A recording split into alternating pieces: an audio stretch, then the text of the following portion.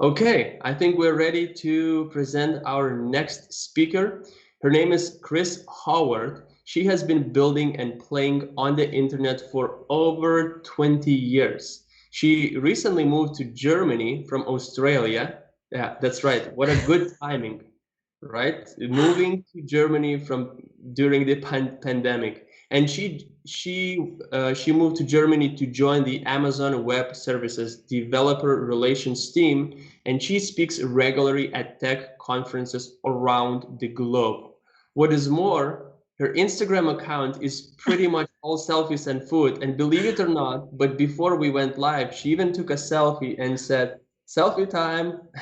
So, Kris Howard, the virtual stage is yours. Thank you so much. Yeah, I tweeted it too right before we went live. How's that? I love getting the honor of closing down this stage. Thank you so much for having me. Thanks for the lovely intro. Good afternoon, Build Stuff, or good morning or good evening, depending on where you are in the world. As you heard, my name is Kris. I'm a manager in the developer relations team at AWS. And if you went to Build Stuff, as we just heard, the real conference last year, this is a real conference too. Come on.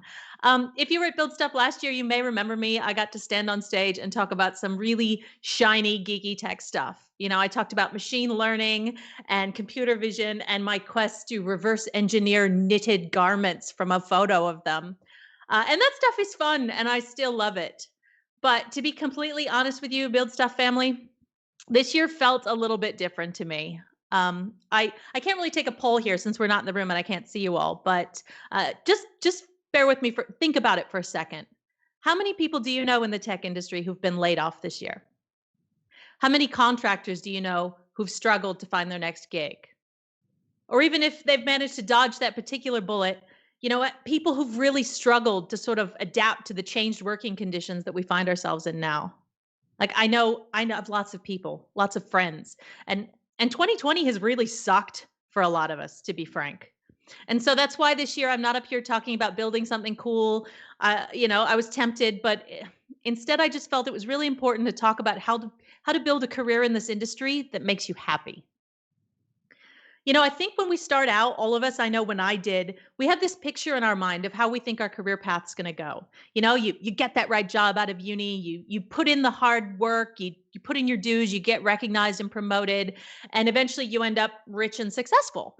And if you happen to work at like a really cool startup that IPOs along the way, like that's cool too, right?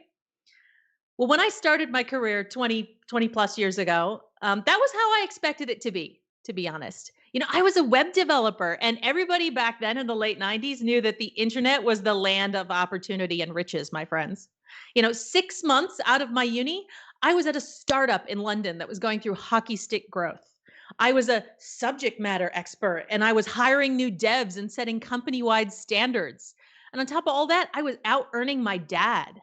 The path seemed really straightforward and the future seemed bright.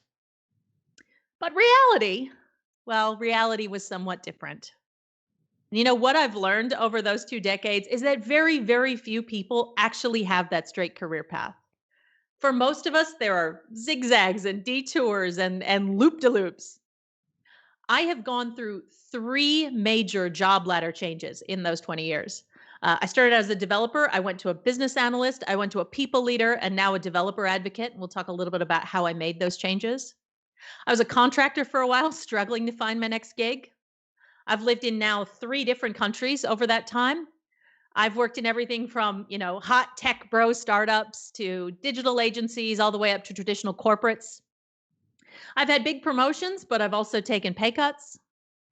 I've been laid off 3 times, and I even burned out and quit the industry entirely for several years in the middle there.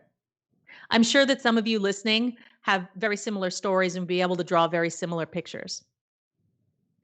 Now, the interesting thing is, I don't think all of those moves were just chaos and random chance. Every one of the experiences I had, it taught me something that I was able to put into practice down the track. And somewhere along the line, my end goals changed. It went from just success, whatever that meant, to being happy, which ultimately means living and working in alignment with my personal values. And believe it or not, that's the explanation for how I ended up moving from Australia to Germany in the middle of a global pandemic. It actually does make total sense. I swear to you. But we'll get to that at the end of my story. But for the main part of the session today, and the real overriding message I have for you is just all about diving deep on personal values. Your values are the things that you believe are important to the way that you live and work. And that's true whether you acknowledge those values or not. Deep down, they're how you judge whether your life is going the way you want it to. Values determine your priorities and they help you make plans and choose between different options. The way I've heard it described to me in a nutshell is if you make decisions and you behave in ways that are in alignment with your values, life's generally pretty good. You feel satisfied and happy. It's when things aren't in alignment that you get stressed or unhappy or frustrated or even burned out. So, right now, at the end of 2020, it's a great time to take stock of your own personal values and see whether the career path that you've envisioned actually lines up with those. For me, like I said, it's taken the better part of 2 decades to figure this stuff out. So, I'm really hoping that by sharing some lessons with you today, I can help you shortcut that and get to that understanding faster. And at the end of this session, I'm actually going to walk you through an actual exercise that I've done with teammates and with people I mentor that you can do to determine your top personal values so you can start using them to guide your way in 2021. Now, for me, that that straight career path that I envisioned for straight out of uni, the first sign that it wasn't going to be that way in reality was burnout. I was 5 years into my career as a developer at that point. I'd gone through the dot-com boom in London, working 60-hour weeks, building dating websites and e-commerce shops and all kinds of other useless crap. And when the bust happened, all my work just disappeared. I had nothing to show for it. I moved halfway around the world to Sydney, Australia, where I had no friends beyond my partner. I hustled as a contractor, like I said, trying to find my next gig, trying to build websites that, let's be honest, nobody really needed. Eventually, I ended up as the lead developer at a printer company, working on the front end of websites where the explicit goal was to get people to download and print out crap to use up more ink. One day, my boss gave me feedback about my code that it needed more div. And I honestly just couldn't take it anymore. You know that bit in The Hitchhiker's Guide to the Galaxy where there's the planet that sends off all their most useless people, like the telephone sanitizers? I felt like that's where I belonged. Like nothing that I was creating or adding was that I wasn't adding value to the world. I hated every bit of it and I quit. Now, this is normally the part of the talk where I ask you to raise your hand if you've ever suffered burnout. And I've done talks about burnout a few times. And rest assured, everyone in the room raises their hand. Everyone's either been there or felt on the verge of it. And look, there are lots of reasons burnout happens. Sometimes it's an emotional or spiritual crisis, like I had, where what you're doing just isn't fulfilling. And I've talked to people, especially senior people in the industry, who get to that point. Sometimes it's because you've been working in crunch mode for far too long without a break, and your body just can't take it anymore. And sometimes it's because a global pandemic hits and you have to figure out how to work from home, earn a living with the kids and the pets and getting toilet paper delivered and everything else without losing your mind. Now, the thing that worked for me to sort of cure my burnout, and look, right off the bat, this is not going to work for everyone, but what worked for me was to actually go work in a real physical job for a while in a small business. I spent more than 3 years working in an independent craft store back in Sydney. I rang up customers, I counted stock, I vacuumed the floor, I taught classes. I stood on my feet all damn day. Let me tell you, that is hard. And I absolutely loved it. Eventually, I took over their website and I rebuilt it, building in all the features that as a customer that I really wanted. And I filled the orders as they came in. And what I figured out is that it wasn't the tech that was the problem. The tech was never the problem. It was the jobs I'd been in and the projects I'd been working on. They hadn't delivered on things that were important to me personally. I learned that rather than this stereotype of the developer sitting in the basement, bashing away at code, I really like talking to people and interacting with them and finding out what customers really want and then delighting them by delivering it. I really like being creative and getting to express myself. I also discovered I like projects with tangible outcomes where people get to actually touch and work with and make a real difference in people's lives. And through some of the programs we ran, like this one, where I taught smokers how to knit and quit, I got to give interviews to newspapers and to the radio. I learned that I really like being recognized for my ideas as a thought leader. Now, I didn't have the language back then to identify these as my values. All I knew is that even though I was working harder than I ever had before for way less money, I was a lot happier. Now, like I said, I get it. Not everyone has the luxury of doing this. And as we all know, tech pays more than just about every other career, including retail. And ultimately, that's what happened to me. I got married, I got a mortgage, and I went back to tech for the money. It was a purely financial decision. But this time, thankfully, I was able to use what I'd learned about my values to jump to an entirely new career ladder and change the things that were making me unhappy. Now, it took me just under a year to make that change from a web developer to a business analyst. And actually, I didn't even know at that time that that was the role I wanted, or even that job like that existed. I just knew that building websites to sell crappy ringtones to teenagers, which was the only job that I could get when I went back, that was never going to be personally, spiritually fulfilling for me for a long time. So I began laying the groundwork to change roles. And I know this is something a lot of people struggle with. You want to move into a new area. Nobody will hire you because you don't have experience in it yet, but you can't get experience if you don't have a role, right?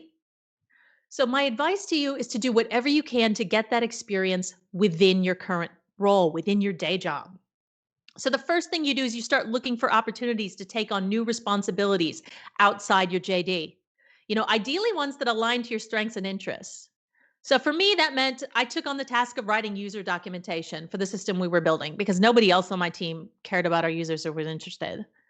I also put my hand up to run the demos at our fortnightly showcases, which meant that a lot of people from other teams started to recognize me and get to know me.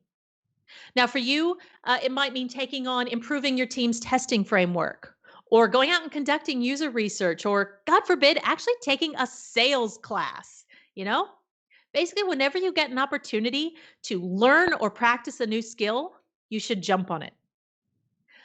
When the product manager for our system needed someone to fly overseas on short notice to train our users, I was the first person he came to. And even though it literally had nothing to do with my day job, which was building Joomla modules, I went for it. I went overseas and was there for 3 weeks running training sessions. And eventually I realized that I actually liked doing this new stuff better. And I wanted that to be my job. And this is the most important part. When you want to change roles, you need to let your network know that you want to do that. So I went to that product manager and other leaders in the company and made sure they were aware that if a role in the product team opened up, I wanted to join it.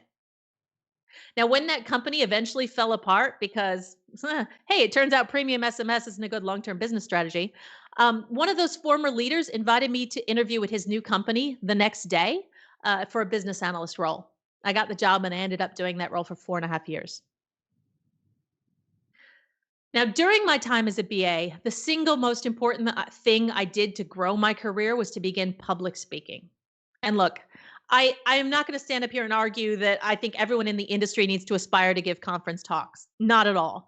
But I honestly believe that if you put in the effort to improve and practice how you communicate, it's going to pay dividends. At a bare minimum, unless you're working in a startup team of one, you're going to need to sell other people on your ideas. And that's a lot easier when you know how to construct a compelling pitch. Being a better presenter also helps you with job interviews and annual performance reviews. Always good. It's basically a cheat code, a way to stand out from the vast majority of our peers who, let's be honest, sometimes aren't great with communication. So to do that for me, I started by volunteering to give talks at local meetups. And I can tell you, speaking as a meetup organizer, every meetup organizer in the world is desperate for speakers. Even now when they're doing them virtually, I'm telling you they are. And most of them are really happy to have first timers. And if you're super lucky, you might even get one that provides mentoring for first time speakers. There are also formal training programs you can do. There are Toastmasters groups, for example, all over the world if that works for you. And one thing you can do if you want to do this, one of the best talks I've ever attended was by a professional speaker named Damian Conway. He has a session he leads called Giving Instantly Better Tech Presentations. And you can Google it, it's online. I highly recommend you invest the 90 minutes to watch this if you are interested in taking your career as a technical speaker to the next level. And I will share the link on Pine Tool and tweet it out after the talk as well. I was there when he gave this talk live, and I scribbled notes for 90 minutes straight about things like different ways to tell stories, how to avoid death by PowerPoint, how to present code effectively, which is actually quite challenging, and how to handle nerves. And I was even fortunate enough later to actually attend a full day training course with Damien in person, and I'm still using the things he taught me to this day.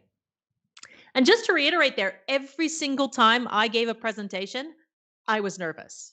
From meetups to bigger events to tech conferences to TEDx, I was terrified. Everyone is. I can tell you right now, the speaker Slack for this conference today, people have been talking about their nerves. Everyone who's spoken over the last 3 days has had nerves before that camera goes live. But one of the other big tips I want to give to you today for your professional career is to do the things that scare you.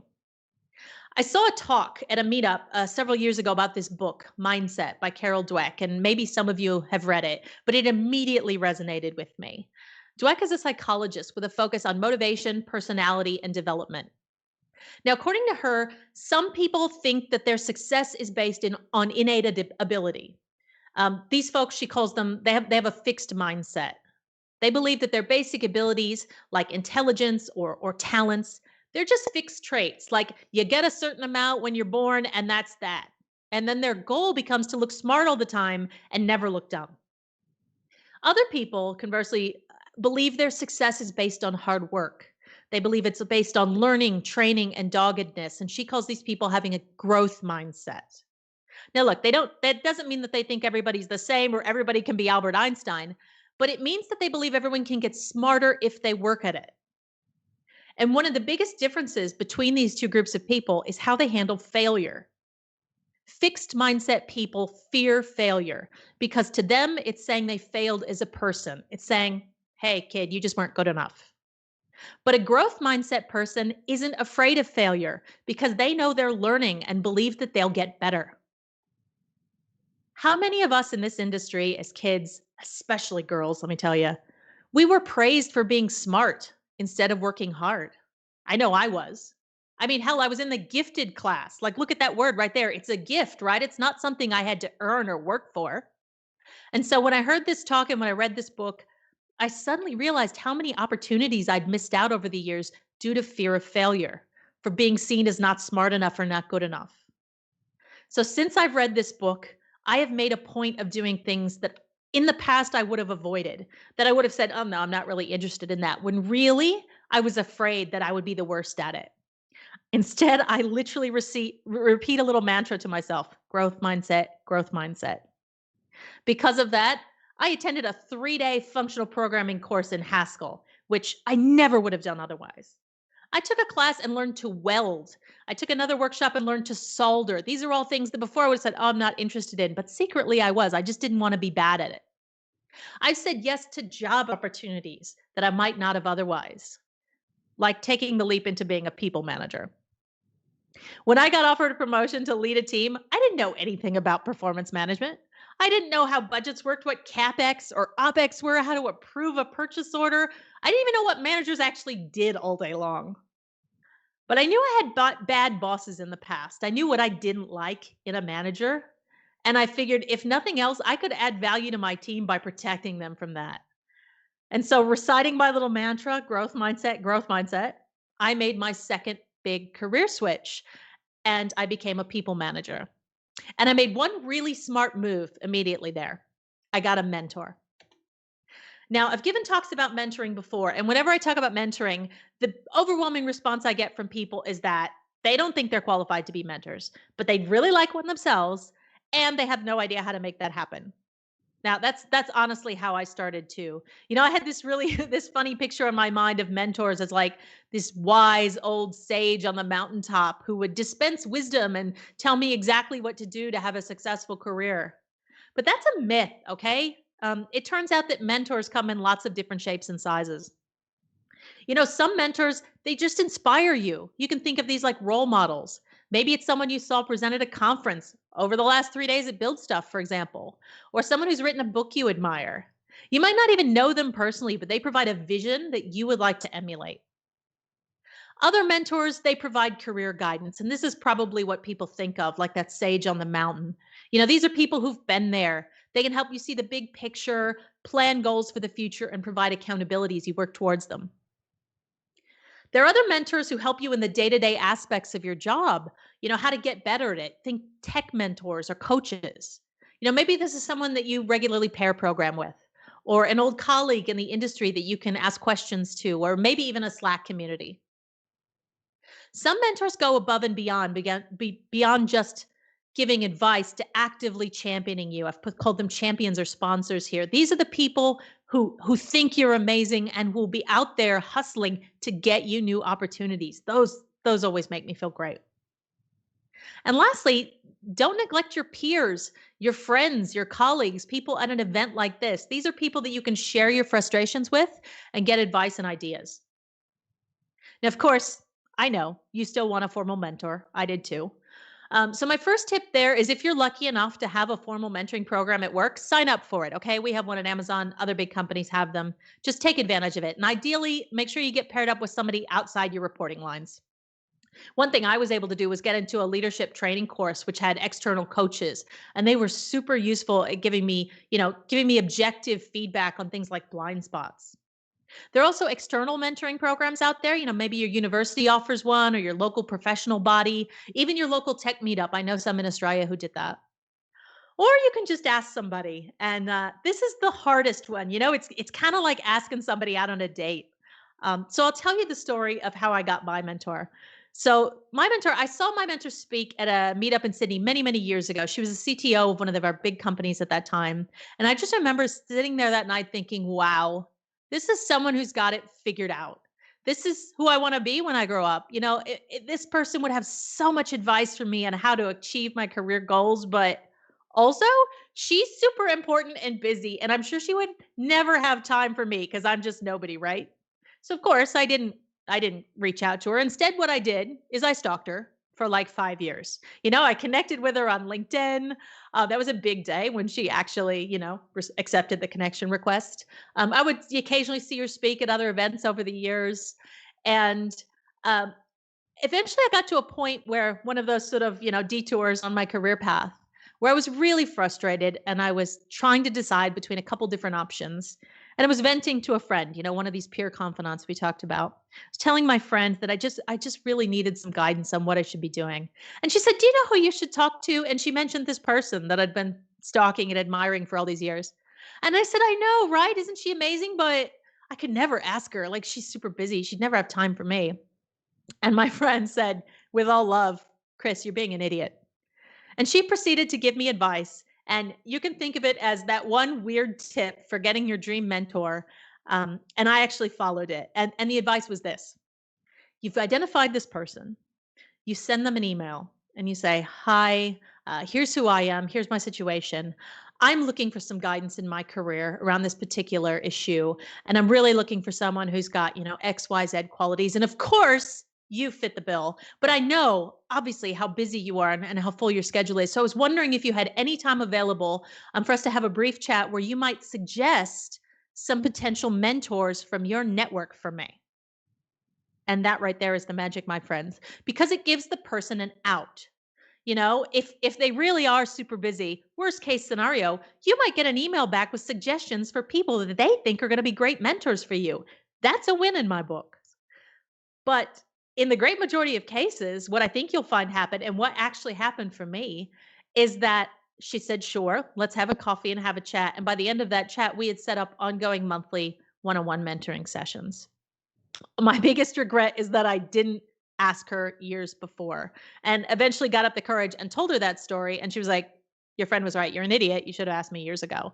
So that's my advice to you. There's my one weird tip for getting your dream mentor.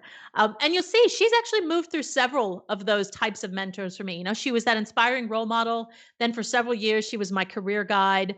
Now she's a peer confidant and someone that I can actually have a good vent to whenever I run into issues. Now, I don't want you to think about mentoring, though, as just a one-way street where it's all about somebody else helping you and what you get out of it. I also want to encourage all of you today to think about stepping up as a mentor yourself. There are so many benefits, even if you think you're not ready yet. One, it'll give you confidence. Something like 70% of the people in our industry have imposter syndrome, feel like they're frauds, like they don't belong there. When someone else gets value from your experience, it makes you feel so good. It validates your skills and all the hard work that you've put into it. It'll also give you perspective on your own problems. You are probably not as unique as you think. And when you share your experience with others, you're going to realize that. It's also going to help you improve your communication skills. You're going to have to learn ways of explaining your ideas in different ways and having those ideas received. It's also a really great way to learn leadership skills, sort of a backdoor way into a leadership role, because leadership is actually often not about what you do, it's about influencing other people to get things done. And so being a mentor is a great stepping stone in that direction. And I'll tell you what, even if you are the most senior, grizzled developer in the world, mentoring someone outside of your team is going to give you exposure to new types of problems, new industry trends, new techniques that you aren't aware of. So it's a massive learning opportunity. And lastly, for me personally, mentoring is also about paying it back, about making the tech industry better and thanking all of those people who helped me out along the way. For me, it is the key to keeping that spiritual burnout away. If you value connecting people like I do, I can't even describe to you the feeling of seeing someone accomplish something that they didn't think that they could do. It's just the greatest feeling in the world. Okay, so back to my career story. At this point, I was more than 10 years into my career. I was starting to figure out the things that were important to me that made me feel happy and satisfied. And what's more, I could start to see the warning signs in the role that I was in. I could tell that the company, which was a sort of traditional media company, they just weren't in alignment with my values. I was feeling bored and constricted. I felt the need for adventure and excitement. And what's that? I heard the siren call of the startup. Now, my startup journey actually began with an event. A lot of my stories begin with going to meetups, don't they? Going to an event in Sydney where I heard one of the founders of this startup called Canva speak. He was talking about his company. This was very early days. They were still quite small. But again, I began doing research and looking them up, and I really liked everything I read. I mean, people seemed to love what they were doing to the point that they were actually willing to pay for it. And I don't know about you, but to me, that was extremely rare in my career. Like, wow, we're going to build something and we don't have to trick people into using it or slap ads all over it. They actually really love it. That just blew my mind. And so I was telling my husband about this one day, and he went, "Oh, right, that's that company that keeps trying to hire me." And I went, "What?" And he goes, "Yeah, that founder keeps reaching out on LinkedIn. They're hiring developers like crazy, so he's been trying to get me to go." And I was like, "Okay, huh." So I sent an email to Cliff, the founder, and I said, "Hi, I saw you speak. Really love the values of the company. Very interested. I know you're not hiring tech roles at the moment. I've heard that you're trying to hire my husband. And I got to tell you, you're chasing the wrong person in the family." Now, look, I felt so extremely bold doing that. Like, normally I am not that forward, but I thought, hey, why not? Swing for the fences here. And it worked. I actually got an email back from Cliff going, "Huh, all right, maybe we should have a coffee." So I went, I met with the founders. I said they weren't hiring tech roles. So I pitched them on what I could offer them as the growth phase that they were going through. And a month later, I was working at Canva. And it was such an exciting time. I mean, it was like being in the dot-com boom all over again. The whole company was changing every month. And I'm just so happy I did it. I think a lot of times those of us, especially those of us who've had that fixed mindset, we opt out of opportunities for fear that we won't get them. And so, it's a cliche, but you miss 100% of the shots you don't take. So I'm so proud of the massive things that we accomplished at Canva. Nothing was too hard or out of scope. It really scratched my itch. Um, we were so scrappy, but we were also often, really constrained. And I found that some of the ideas that I had that I really thought were important, we just didn't have the time or the resources to implement. It was just too early in their journey. And I recognized that while I love the energy and innovation of a startup, I actually think I do a little better in an environment that's a little bit more established, where there's a bit more structure and I have a bit more autonomy to sort of implement my own ideas rather than just helping fulfill somebody else's. I also really wanted to share, what I was learning and what we were doing with the wider tech community. And oftentimes in a startup, that's just not possible, whether because of competitor pressure or even just, resource constraints. So it was time for my third major career shift into developer relations. I got the opportunity to join a company in Australia called Yao Conference. And some of you may be familiar with Yao. Actually, Amy, who's presenting right now, she's presented at Yao. It's the sister conference to the Go-To conferences here in Europe. And my job was to help put on events like this, and to help represent the voice of the tech community in the topics we covered, in the speakers that we featured. And so I actually went to hundreds of meetups during my time at Yale. It was so fun, both as a speaker, way more as an attendee. And the real big step I made to improve my career here is I got serious about building out my network. And again, I think this is a massively underrated tool that you can put to use in your career journey. Somebody once complimented me early on in my career as being one of the best networkers in the industry. And at the time, I took it as almost like an insult. I think a lot of times tech people, we think networking is something that just salespeople do, that it means somehow being fake or accumulating LinkedIn followers just for the sake of it. And I want you to stop thinking about it like that. Like for me, it's actually about being authentic, legitimately wanting to talk to other people, to learn from them, and to support the wider tech industry. I have benefited massively from the people that I've met. I've gotten job and speaking opportunities, mentoring, exposure to new ideas. I've made really good friends. So don't think of it as being a transactional relationship or becoming an influencer, whatever that means. Think of it as supporting the tech community, being an active part of it, and thinking about ways that we can all support each other. Now, that said, I suck at remembering names. Really bad at it. Okay. And I'm actually kind of glad we're not all meeting together in person, because then I would feel really bad about forgetting your names. And I'm sure many of you are in the same boat. So I've actually found over the years, I've had to build out some tricks and some infrastructure to actually help me with this. It used to be, I don't know if many of you remember, LinkedIn used to allow you to put in a note for how you met a person or put notes about a person, which was fantastic. I used that heavily, and then they got rid of it. So I've had to get creative. I've tried out a number of personal CRMs because, believe it or not, that's a thing that exists. And the one that I've sort of settled on is actually not really CRM. It's just a sort of super powered address book. It's called Contacts Plus. It's a web app. It's unsolicited endorsement here. I get nothing from them. I'm sure there's many others. But the crucial thing is, yeah, it allows me to put in a note about the person. It allows me to tag them. It allows me to put met it build stuff. Or, hey, it's that Dylan guy who plays the guitar and writes the nerdy songs. Or it's that girl who wore the really cool dress that I wanted to ask her about. Anything that I think is going to jog my memory to find the person later. And I've actually refined that even further this year during COVID. Um, Not that I would advise this, but if you went to GitHub and searched for LinkedIn Scraper, there are some libraries where if you wanted to, you could, for example, build an automation where if you're looking at someone's LinkedIn profile, you could hit a keystroke and it would then import their profile into your third-party contacts app, like say Contacts Plus, along with a note that you put in about the person and keep it updated. So if anyone wants to hear more about how one might go about doing that, hit me up later and I'll be happy to talk you through it.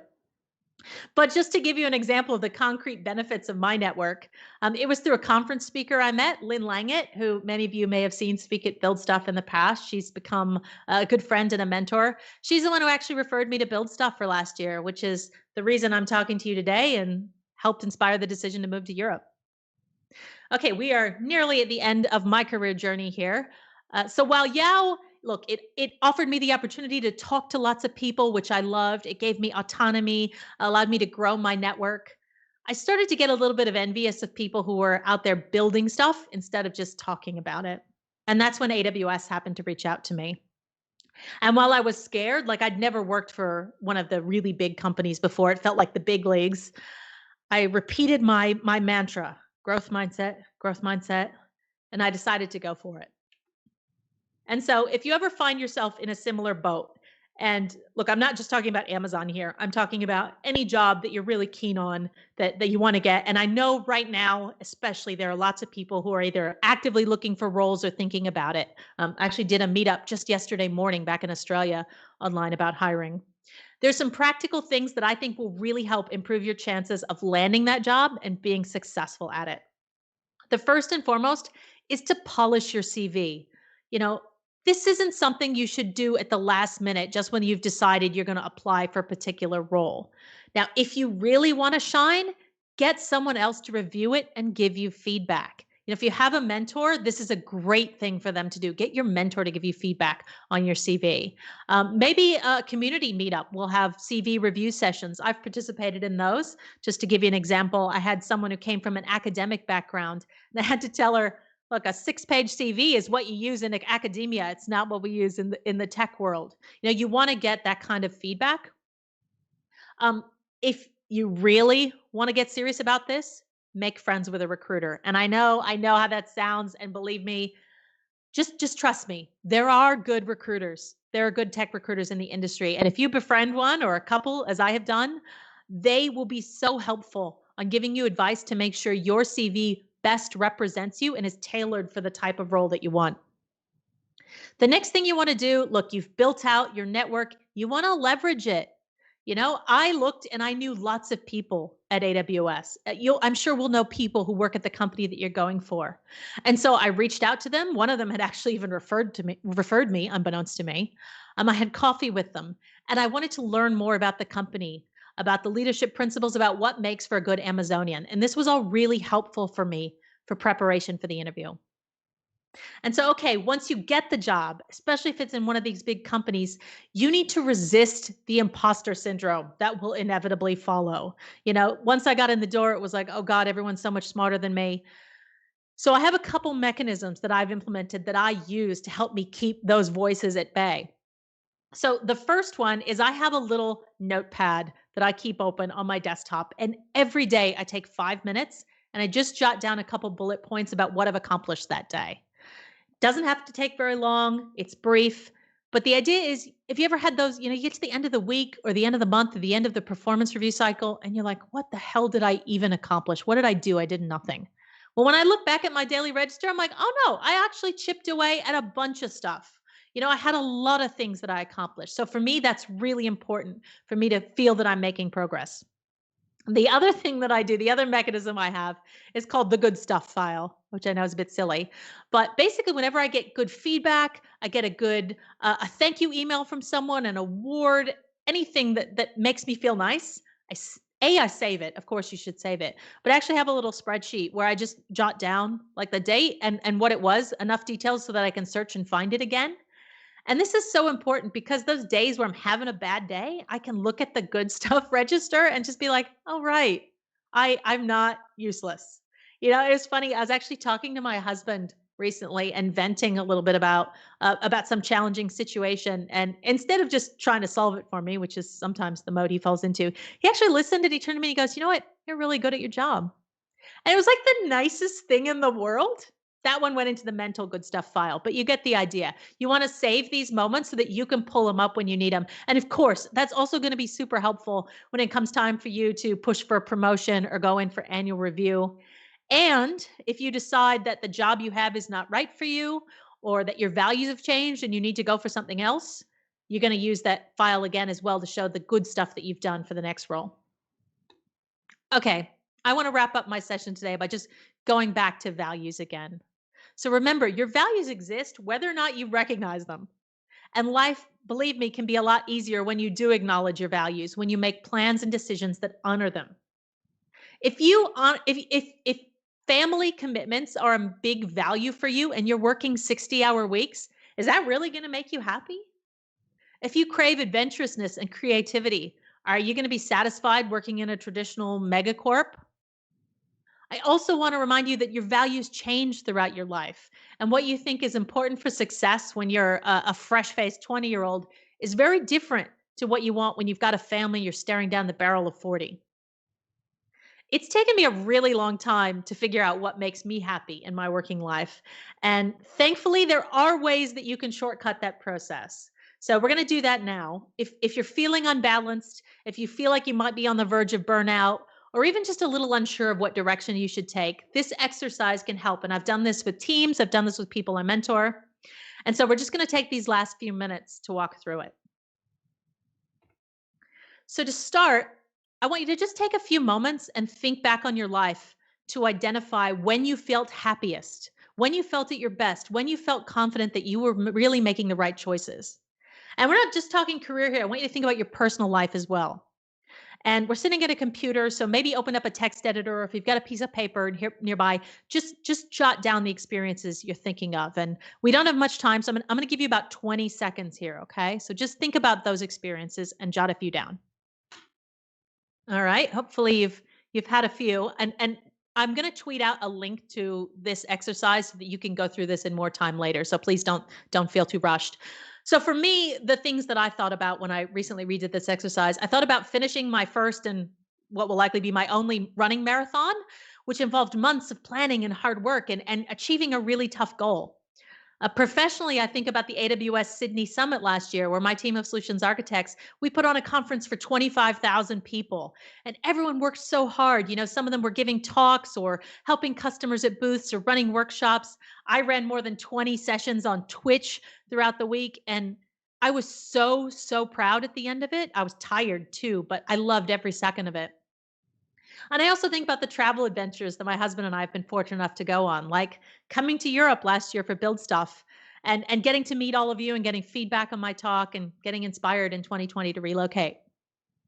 So whatever experiences you thought about, keep them in mind for this next bit. I'm going to show you a slide with a lot of personal values on it, okay? Be ready for it. All right. I'm going to show you what I came up with. Okay.